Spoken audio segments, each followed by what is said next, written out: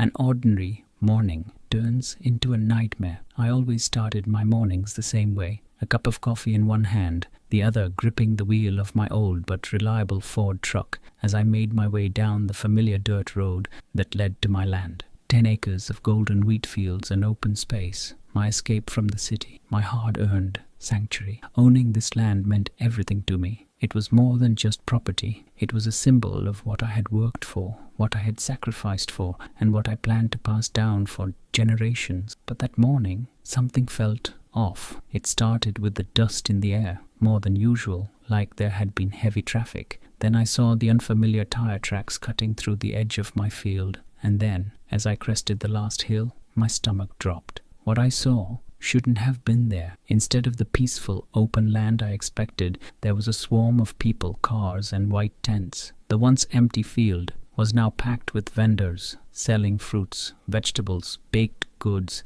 and handmade crafts. People were laughing, chatting, shopping, as if they belonged there, but they didn't. This was my land, and I had never given anyone permission to be here. For a long moment I just sat in my truck, gripping the wheel so tightly my knuckles turned white. Then my eyes landed on the banner, a massive, boldly printed sign that read, Maplewood HOA Farmers Market, Grand Opening. My chest burned with anger. The HOA, I should have known. And if there was one person behind this mess, it was Karen Whitmore. The queen of the HOA had gone too far. I threw my truck into park and climbed out. My boots hit in the dirt with more force than necessary. As I stormed toward the market, my gaze snapped to the woman at the center of it all, Karen. She was standing near a booth, shaking hands with vendors like some self-appointed mayor. Wearing an expensive pastel blazer and oversized sunglasses, she had the kind of confidence that came from years of getting her way. Not this time. I cut straight through the crowd,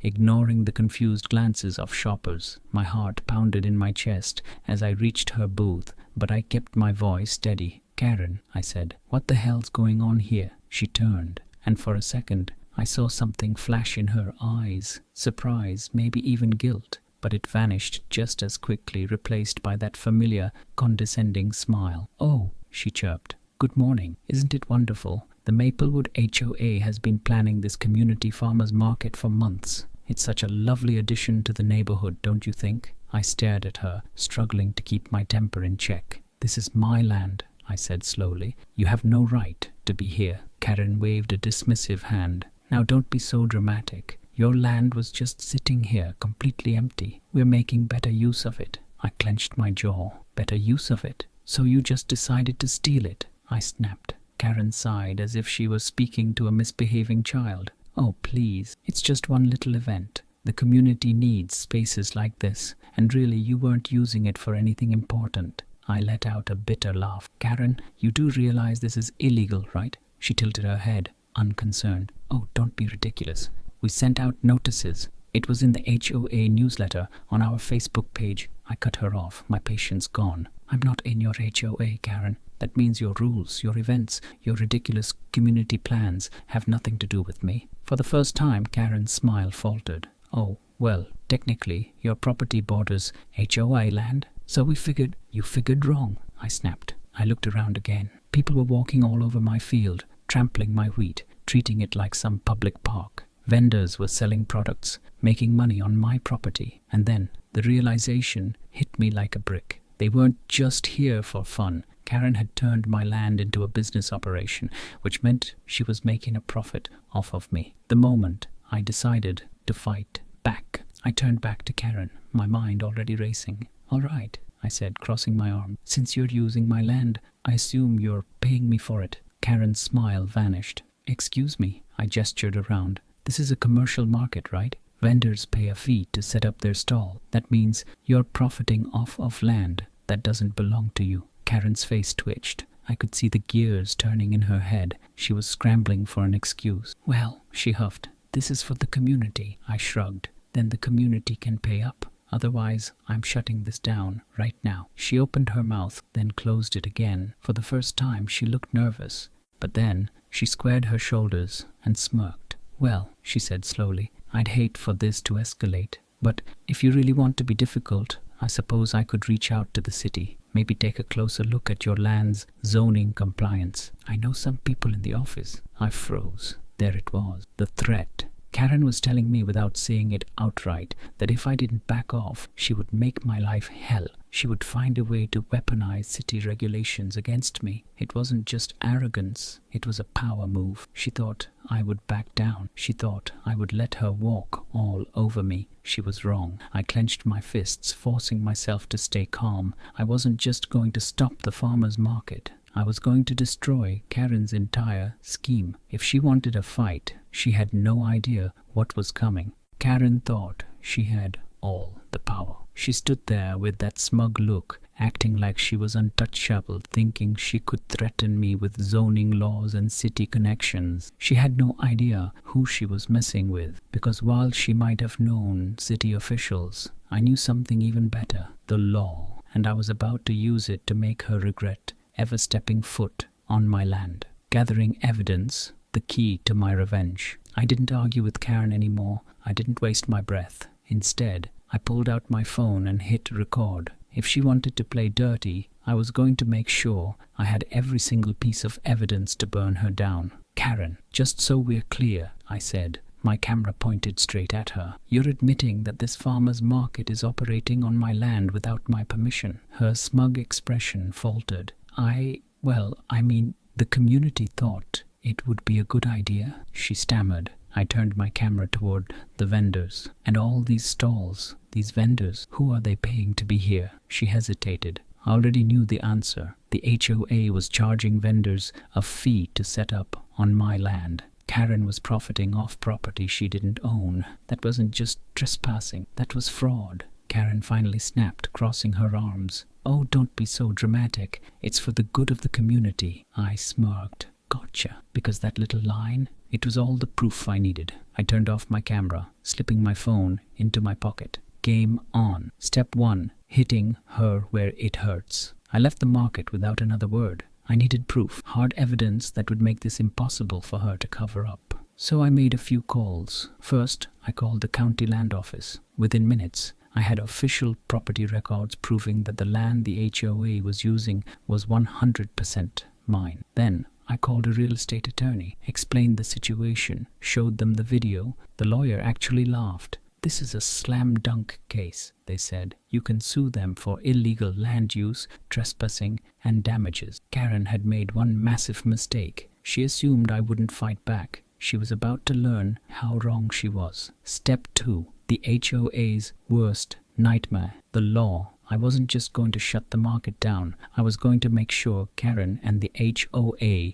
paid for what they did. So, I made my next move. 1. Reporting the illegal business operation. I sent a formal complaint to the city zoning office attaching video proof of Karen admitting the market was running without my permission. Screenshots of the HOA's website and Facebook page promoting the market as an official event. Documents showing my legal property ownership. City zoning violations were no joke. Within 48 hours, inspectors were already on site. Karen wasn't just in trouble, she was in deep. 2. Calling the IRS for tax fraud. I knew the HOA was collecting vendor fees, but were they paying taxes on that money? Probably not. So I made an anonymous call to the IRS fraud department and filed a formal report. If they were pocketing vendor fees under the table, the IRS would tear them apart. 3. Suing the HOA for damages. With my lawyer's help, I filed a lawsuit against the HOA for trespassing, unlawful commercial activity on private property, damages to my crops. I wasn't just asking for the market to be shut down, I was demanding thousands of dollars in compensation. Karen had no idea the legal storm that was coming her way. The moment Karen's world fell apart. 2 weeks later, the consequences finally hit. I got a call from a furious Karen. You ruined everything, she screeched. The city shut down our farmers' market. The HOA is being fined. Do you know how bad this makes us look? I smirked. Not my problem, Karen. But that wasn't even the worst part for her, because the IRS had launched an investigation, and then the lawsuit hit. The HOA's legal team tried to negotiate, but my lawyer wouldn't budge. We had clear-cut evidence. There was no way they'd win in court. so the HOA was forced to settle for $35,000 in damages. Karen lost everything. Her power in the HOA gone. Her reputation in the community destroyed. Her smug confidence shattered. The final blow. Sweet, sweet karma. After everything, I could have just walked away, but I wanted to make sure Karen never messed with me again. So I did one last thing. I took all the evidence, the video, the legal documents, the news about the IRS investigation, and posted it online. It went viral. Neighbors who had once supported Karen turned against her. Vendors who had paid for stalls at the market were furious at being scammed. The HOA members, they voted Karen out as president. And just like that, she lost everything. And me? I got my land back, and I got paid. Karen should have learned her lesson. After the HOA market was shut down, after the city fined them, after the IRS started poking around their finances, after the HOA was forced to settle my lawsuit for $35,000, that should have been the end of it. But Karen wasn't the type to admit defeat. And that's what made this so much worse for her. Because instead of walking away, instead of accepting that she had lost, she did something incredibly stupid.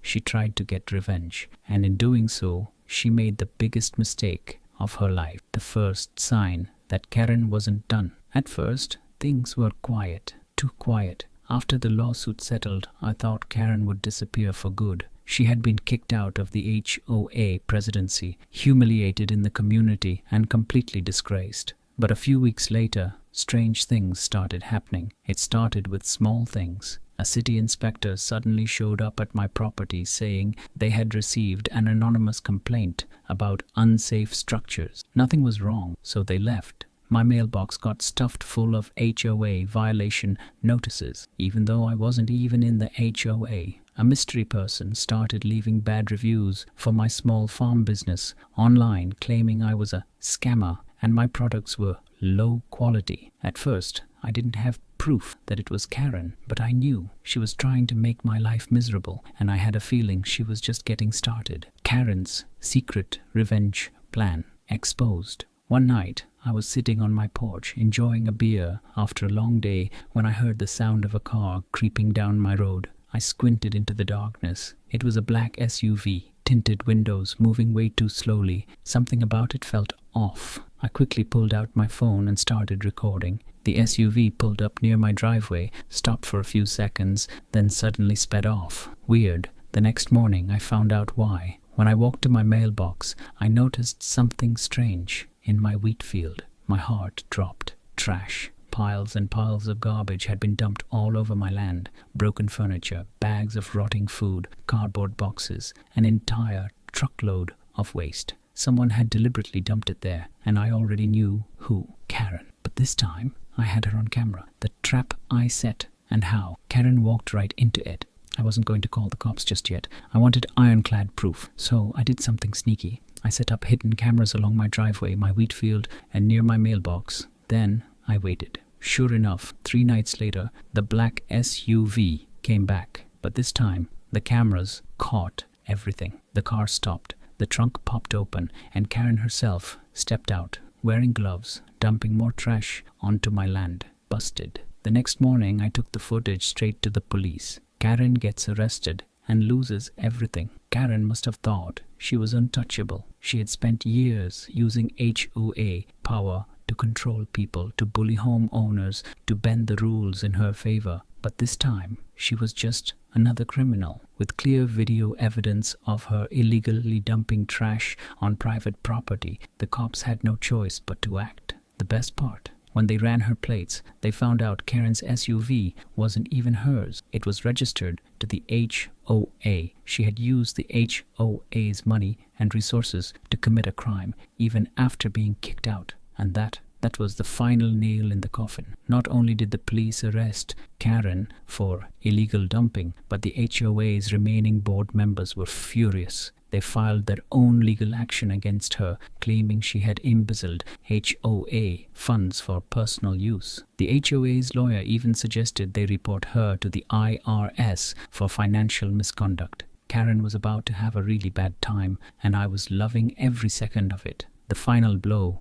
The HOA collapses with Karen gone. The HOA tried to recover, but the damage had already been done. The IRS kept digging into their financial records. Former members sued for mismanagement of funds. The HOA board was exposed for years of shady business practices. Within 6 months, the HOA had completely dissolved. It was shut down permanently, and just like that, Karen's empire was gone, her power gone, her connections gone, her reputation destroyed.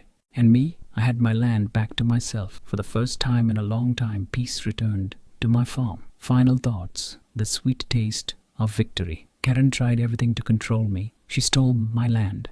She tried to scare me with legal threats. She attempted to ruin my business. She dumped trash on my farm out of pure spite. And in the end, she lost everything. The HOA collapsed. She was arrested. She was sued by her own former allies, and she became a complete outcast in the neighborhood. Meanwhile, I walked away with $35,000 in settlement money and a permanently HOA-free property. The best part, now every time I drive past Karen's old house, which she eventually had to sell to pay legal fees, I can't help but smile, because in the end, justice was served. Karen should have been gone for good. She had lost everything, her position, her reputation, her home. The HOA was completely dissolved, and my land was finally free from her nonsense. I should have been able to just move on. But Karen, she wasn't done yet, and that was her biggest mistake, because this time, when she came back, I made sure it was the last time. The unexpected twist. Karen tries to come back. For months after her arrest, my life was peaceful. No more HOA harassment. No more fake complaints. No more trash dumped on my land. It felt like a victory. But then, one day, something strange happened. I was driving through town when I saw a real estate sign in front of a small, run-down house near the edge of the neighborhood. It wasn't the sign that caught my attention. It was the name on it. Karen M., licensed realtor. I slammed on my brakes. No way. Karen had reinvented herself as a real estate agent. After losing the HOA, after being sued, after being forced to sell her home, she had somehow found a way to claw her way back. And now she was trying to get her power back by selling homes in the very same neighborhood she had been kicked out of. The worst part, she had already started targeting my land again. The plot against my land. The new scheme. A few weeks after seeing her real estate sign, I got a letter in the mail. It was from a local development company. They were offering to buy my land for a ridiculously low price. I knew something was up. I did some digging and found out that the development company wasn't some big corporation. It was a shell company. And guess who was behind it? Karen. She was trying to buy my land after everything she had done, and she thought I was stupid enough to sell it. But here's the thing about me. I never forget, and I never forgive. The perfect revenge. Turning the tables. I wasn't just going to say no. I was going to completely ruin Karen's last chance at power. I started my own investigation. With a few calls to my lawyer, I found out that Karen wasn't legally allowed to sell real estate yet. Why? Because she was still under investigation for financial misconduct from her time as HOA president. She had lied on her license application. And you know what I did next? I made sure the real estate board knew about it. Karen's final fall, the last nail in the coffin. Within weeks, Karen's real estate license was revoked, but that wasn't the worst part for her, because the HOA's financial records were still being investigated, and when authorities saw that she had been running a fake shell company to try and buy land under a false name, they reopened the fraud case. This time, Karen wasn't just fined, she was arrested again, this time for real estate fraud. It was over for good. The final victory, a new beginning. After Karen's second arrest, she disappeared for good. The neighborhood was finally free from her, and my land, still mine, still untouched, still HOA free. And as I stood in my wheat field, watching the sun set over the land that no one would ever take from me again, I smiled, because in the end, justice had been served.